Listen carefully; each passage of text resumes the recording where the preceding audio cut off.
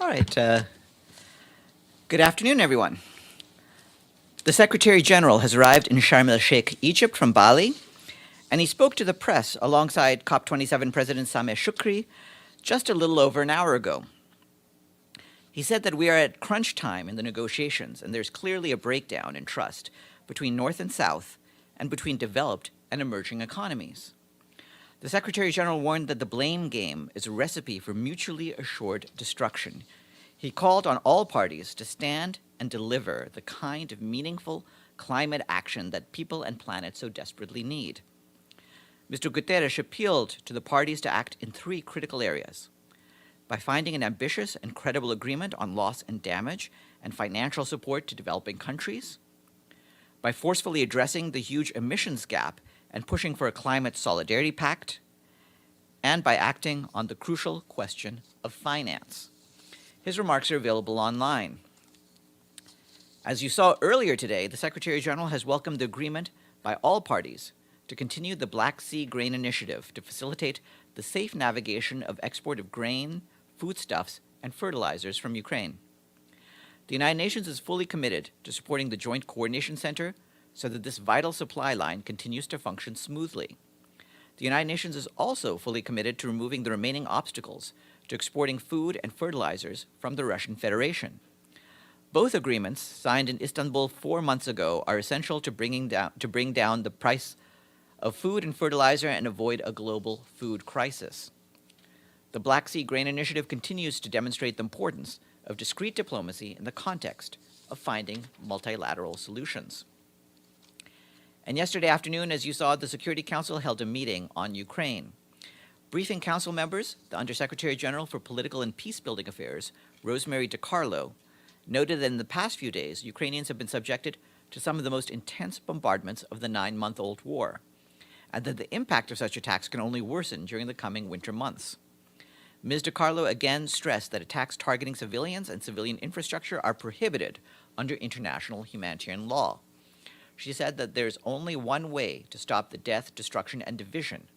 The war must end, and it must end in line with international law and the UN Charter, as called for by the UN General Assembly. Mr. Carlo's remarks were shared with you.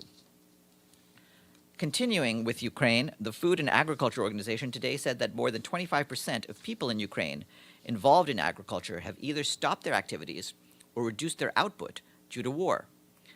The situation is particularly bad in the most traditional agricultural regions of Ukraine, especially in the north and south.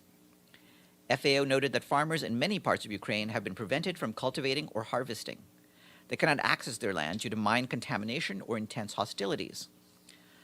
According to FAO's assessment, the income of more than half of Ukrainian rural residents has plummeted over the past months. There's also limited assistance to rural areas of Ukraine.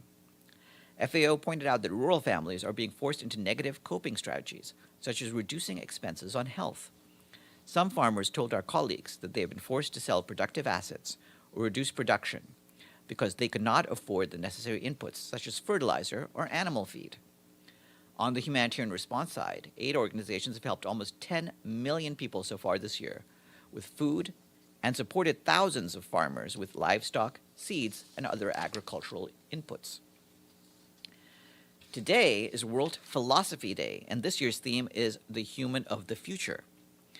In a message, Audrey Azoulay, the Director General of UNESCO, notes that philosophy is not only a 1,000-year-old science nourished by traditions from all over the world.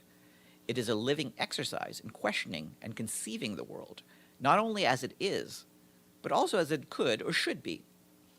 On this day, Ms. Azoulay says, UNESCO calls upon all of our societies to take a moment to step back and think collectively about the future of humanity and to conceive of a better world. And after I'm done, I will be joined here by Johannes Kuhlmann, UN Water Vice Chair, and Ann Thomas, Team Leader of the Water, Sanitation, and Hygiene Division for UNICEF. They will be here to brief you ahead of World Toilet Day, which is on the 19th of November. Before we get to them, do you have any questions for me? Yes, Celia. Last Monday, Zambia announced that a 23-year-old student he had begun a prison sentence in Russia, died in Ukraine. Wagner is accused of sending a lot of prisoners, but among them, you have a lot of Africans. What does the Secretary General think about it, and does he intend to do something? Obviously, all of these reports need to be investigated. We don't have firsthand information on the particular report you're mentioning, but we've been concerned about the activities by these various groups. Obviously, you're aware of our concerns about the activities of mercenary outfits in all countries, in all areas, not just in Ukraine. Yes, Edie. Two questions. And first, what is the UN planning to do to follow up on the extension of the Black Sea Grain Initiative announced today? The Secretary General specifically mentioned taking some actions to try and speed up Russian grain and fertilizer shipments.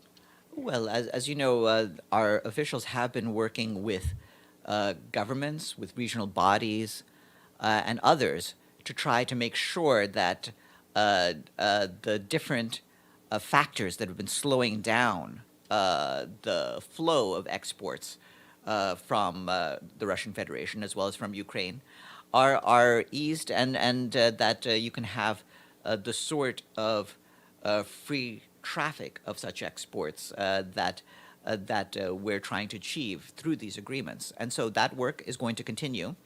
And meanwhile, you'll have seen that the work of the Joint Coordination Center and other bodies in terms of moving the ships along the Black Sea are also going to proceed. And does the Secretary General have any comment on the life sentences given to two Russians and a Ukrainian today over the 2014 downing of a passenger jet over Ukraine?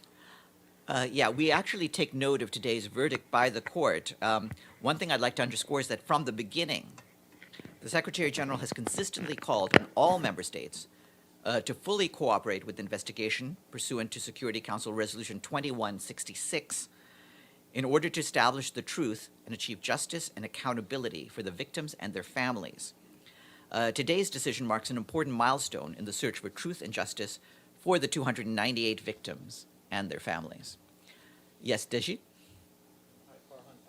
Questions, but first, congratulations on the extension of the Green Deal, which led to the other thing I kept asking for quite a while. That is the fact-finding mission of Olenivka. Is there any update on that mission?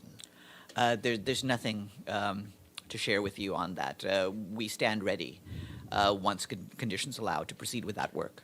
Okay, so some other questions. The elected Israeli Prime Minister Mr. Netanyahu promised that the illegal settler outpost in the occupied West Bank will be legalized in the first 60 days after he's sworn in. What is there any response from the United Nations on that comment? Well, I'm not going to respond to something that's hypothetical at this stage. I would like to point out, as you know, that under the international law, the settlements that you're talking about are not in conformity with international law.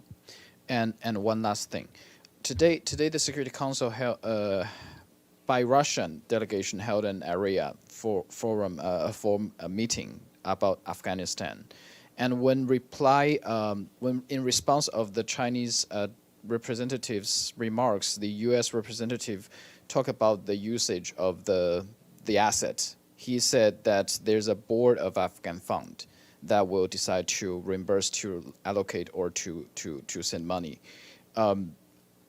And he will also said, we will not support the return of the fund until the central bank demonstrates it's free from political influence and interference, demonstrates it's adequate to counter money laundering and terrorism financing, and completes a reputable third-party assessment. just want to know first.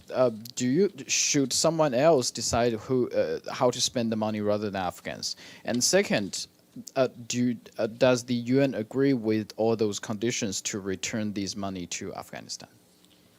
Well, regarding the funds that are Afghanistan assets, our basic point of principle is that the Afghanistan assets that were frozen last year by a number of states belong to the Afghan people, and every effort should be made to find ways in which these funds can be used for their benefit. It's critical that all such funds need to be handled in a transparent and accountable way, respecting international sanctions and the need to ensure that no monies are used for illicit purposes. Yes, Betul.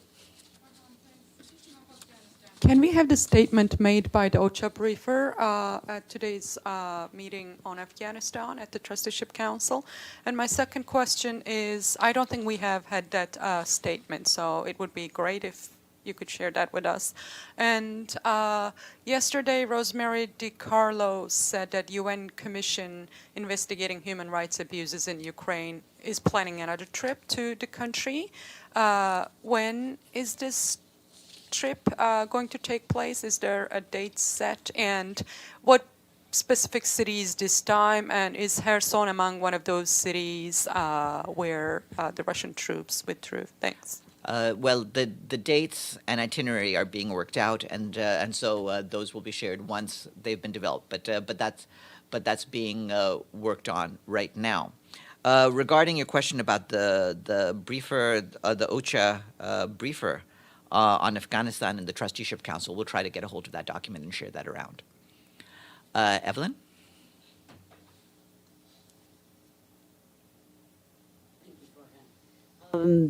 The warfare was intense today in Ukraine. Can the UN staff function, and are they in danger? And secondly, is Germany pulling out of Mali, or did I miss that when you announced it? Well, to take your second question first, we've seen the media reports and note that no announcement has been made by the German authorities on this matter. We regularly engage with all our troop and police contributors on a range of peacekeeping issues, and we remain grateful for their support and contributions, which helped the UN mission in Mali implement its mandate in a very challenging environment. And regarding Ukraine, yes, our staff continue to be at work. Obviously, we have concerns every time there is such military activity near civilian areas, but we will continue to do all of the necessary work while remaining in as safe conditions as we can have on the ground. And with that, I'm going to bring our guests. Hold on one second, please.